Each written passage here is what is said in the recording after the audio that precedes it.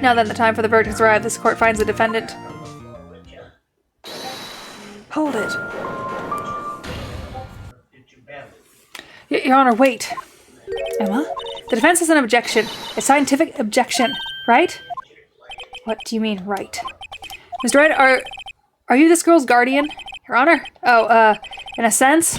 Please, Your Honor, all I'm asking is for a minute of your time. Please hear me out. Mr. Edgeworth, please.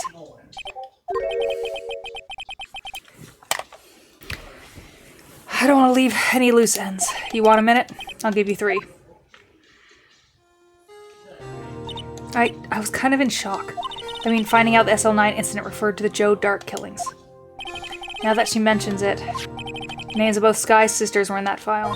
That's when I figured it out. I mean, what Officer Marshall was trying to do that day. So I knew his fingerprint had nothing to do with the crime.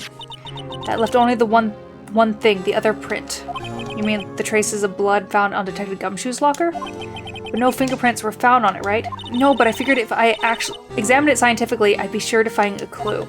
So I ran over there and looked at it again. So did you find something? No. Huh? Sorry, I guess I'm not much of a scientific investigator after all. Is that all? Please don't be mad, I'm just a high school student. And I'm just an attorney. But Mr. Wright, those traces of blood are the only clue we have. If we can't find something wrong with them... Please, Mr. Wright, you're a professional. If anyone can save Lana, it's you. Me? Oh boy. Time's up. Now then, Mr. Wright. With regard to the incident at the police department, does any reasonable doubt remain? It appears the defense is troubled by the other blood mark. Looking at the floor plans, a handprint was discovered around here. Is there a problem with this? Yes. Mr. Wright, I'm sorry, I can't be of any more use. But still, if you can't find anything wrong with that blood mark, Lana will be. Please answer my question, Mr. Wright. We don't have all day. Yes, Your Honor. If ever I've needed to concentrate, it's now. What could be wrong with the handprint on Detective Gumshoe's locker? Could there be something I'm missing? There is, because the guy, he didn't go in the camera view when he left, so how would the blood there? The handprint left at the crime scene. Clearly shows a contradiction. The only thing that seems clear is you're gasping, Mr. Wright. You've been staring pretty intently at those plans. Tell me, is there a problem with them? Yes, this is strange. Take a good look at these floor plans. Something is missing. Missing? You mean something hasn't been drawn on here? Yes, something that, when drawn, will completely change the meaning of the blood mark. Is it... Oh. Let's pray the defense isn't simply trying to buy time. Very well, Mr. Wright. With all this evidence here, there's got to be something I can use. Question is, which item? It's this guy. What about that piece of plywood? The Blue Badger, mascot of the police force. Defender of the truth, guardian of the proof. Explain yourself, Mr. Wright. Please look at the floor plans at the crime scene. Look at the floor plans at the crime scene. The Blue Badger is not there. So watch what happens when we put him in. This is where he was dancing at the crime scene. Well, what? That's right. So long as the Blue Badger is dancing here, it would be impossible to place a handprint on the spot on the locker. What?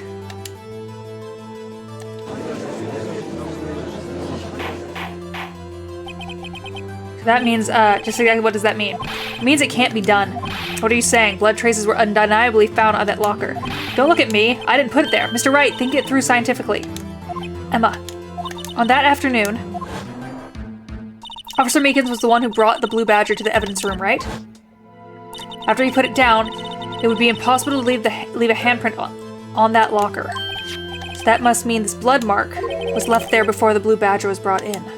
Just one moment. I will not allow such far-fetched balderdash in my courtroom. It may sound far-fetched, Your Honor, but it's the only possible explanation. On February 21st, in the police department's evidence room, blood was spilled not once, but twice. But how? One time was captured on tape, taken by the security camera. Officer Meekin cut his hand from which a trivial amount of blood fell. The problem is the other time.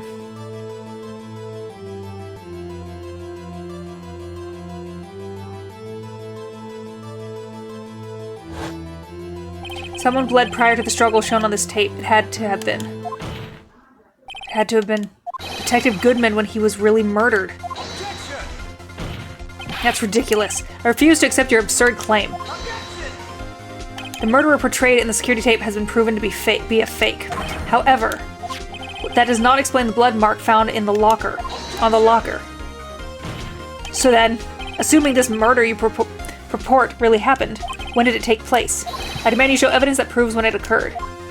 When did the first incident occur? To summarize the defense claim that prior to Officer Meekins being cut by Jake Marshall, who was posing as Detective Goodman, another incident took place in that evidence room. That's right, the blood mark on the locker proves this. Very well.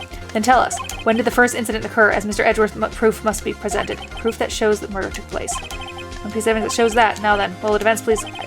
When was the first crime took place? It would be on the paperwork that shows the time everybody showed up. Right? It would be at 4:20. The crime took place inside the evidence room, and the killer would have had to enter it. And in order to do so, the ID card would have been required. An ID card. Oh, the ID card report. Officer Meekins brought the Blue Badger panel into the evidence room at, let's see here, 4:50. If the crime took place before that time, then it would be 4:40 p.m. Ah. Yeah. Miles Edgeworth, just what have you done? I never would have figured you had the nerve, boy. Drop the act, witness. It doesn't take a lot of thought to figure out it couldn't have been me. Nope, I ain't getting it. I'm afraid I don't understand either. It's clear from the luminol test that blood was there. However, when the second crime took place, both Officer Meekins and Officer Marshall failed to notice the blood. That means the blood from the first crime was wiped away by the real murderer. I would have had just 10 minutes to murder the victim, carry his body away, and clean up the blood. Unfortunately, that's physically impossible. That would mean the crime must have been taken place before Edgeworth entered the evidence room. Let's look at the chart again. There's only one other card number remaining, 77777. Talk about a lucky number. But wait, that doesn't make sense. How could Detective Goodman have entered the evidence room? Since there's no record of his card being used beforehand, he must have entered along with the real murderer. That's the only plausible explanation. He went in with 7777777. Mr. Edgeworth, please look into this ASAP. Find out whose ID number is 7777777. That's 17 too many, Your Honor. Unfortunately, I'm unable to look up the owner of that ID card, at least at present. What? Explain yourself, son. The ID number 7777777 belongs to someone with a rank of captain or higher. Someone who is a so-called... Oh, don't be Grant. I liked Grant. Or Dame, yeah. Someone who is so-called executive officer. We don't have the authority to inquire into such a person's identity. But that's ridiculous. Just how... I'm not finished talking, Mr. Wright. There is one situation in which we can be granted such authority. An official charge filed against an executive is accepted. An official charge. You're all alike, aren't you? With your cover-ups and your forgeries. That's how the prosecutor's office operates. I take pride in my work, Officer Marshall. I would appreciate it if you would keep your slander to yourself. Slander, is it okay? Let me ask you a question. Yes? No, not you. To her, the defendant's sitting over there. Your own little executive.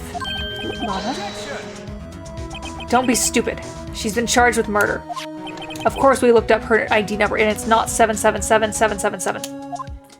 Don't play me for a fool part, that's not what I want to ask. All I want to know is one thing about that incident. The SL9 incident? Answer me this, Chief Prosecutor. In that trial 2 years ago, did you really only use legitimate evidence?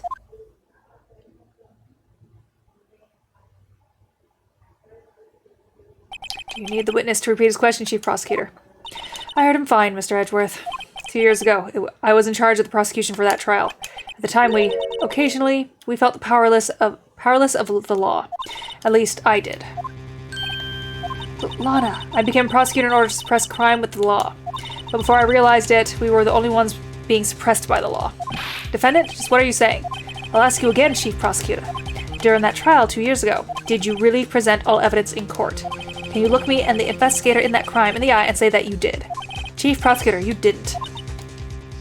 I don't have to, Officer Marshall. Why won't you answer him? Drastic crimes require drastic measures. That's just the way it is. We did what we had to in order for him to get the verdict he deserved. But Lana, even if it involved forging evidence.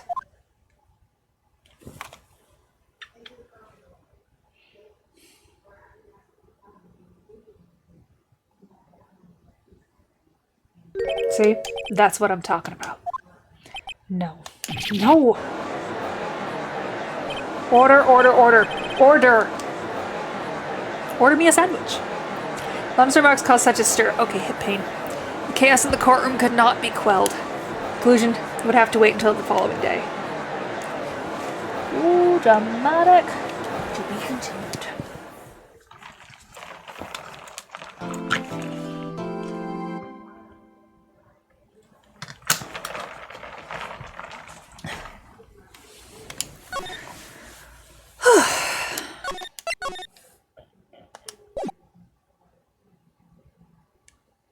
February 24th, 3:12 p.m. Wright & Co. Law Offices.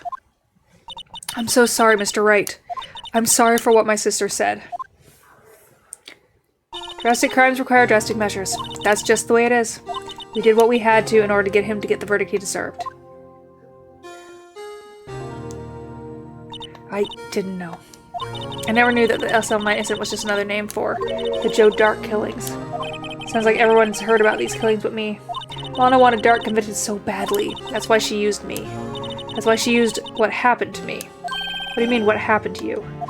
It's all there in the file. Joe Dark's last victim was Prosecutor Neil Marshall. When he murdered Officer Marshall's brother, he left behind an incriminating piece of evidence.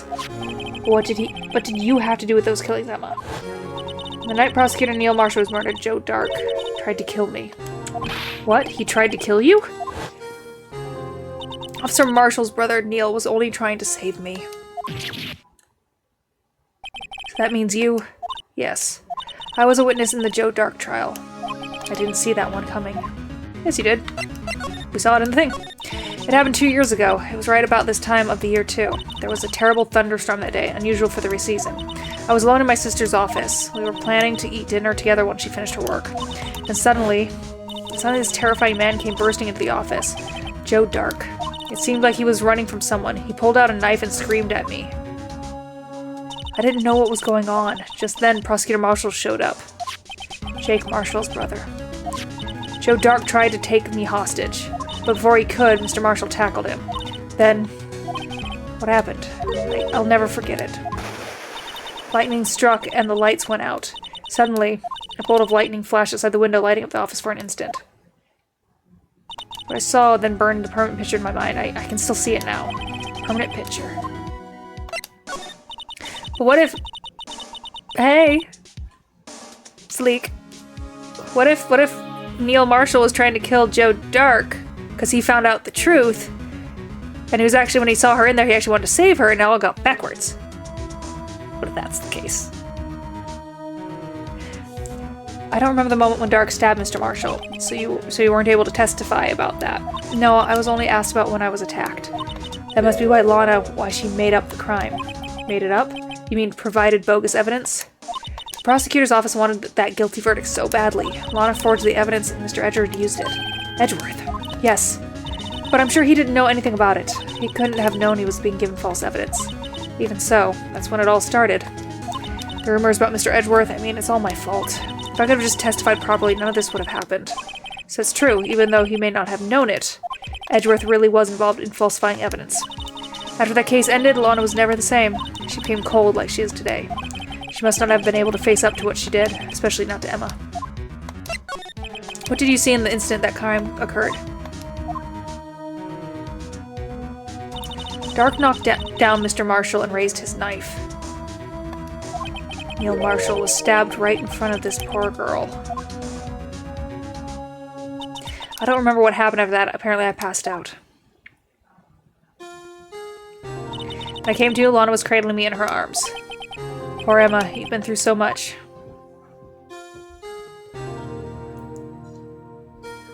I couldn't bring myself to testify about that instant. I tried, but the words just wouldn't come out. I drew a picture, but it wasn't any good. 2 years ago, you must have been 14. That's understandable.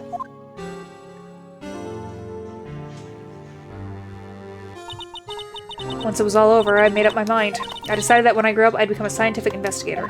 I wanted to be able to fight crime with my testimonies, and find the evidence to make an airtight case. That way Lana would never have to forge any. I see. I think I'm finally starting to understand what makes Emma tick. But there's still something that bothers me about that crime. There's something that's puzzling me. Emma, what is it? You said you were in Lana's office at that time, right? That's right. Why then would a serial killer come running in there? Not only that, but he was being chased by a prosecutor. Oh, there's no mystery there. Joe Dark had been taken in for questioning that day. Taken in for questioning? You mean by the police? Of course. This happened at the police department. He tried to run away halfway through the interview and fled into my sister's office. Why did he run all the way over to your sister's office? Because the detective offices in the questioning room are right across from the elevator. Across from the elevator? But Lana was the chief prosecutor, wasn't she? No, silly. Didn't I tell you? 2 years ago, Lana was a detective. She was the best in the entire force. What? That's news to me. After the Joe Dark case, she was transferred to the prosecutor office and made a chief prosecutor. Lana used to be a detective? I'd better have another talk with her.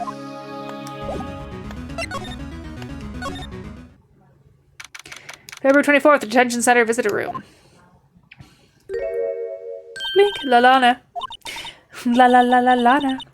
Mr. Wright, it seems I keep causing you trouble. Falsifying evidence. I didn't think you were the type. Criminals don't mind playing foul, why should we? But Lana, if you're wrong, an innocent person might be found guilty.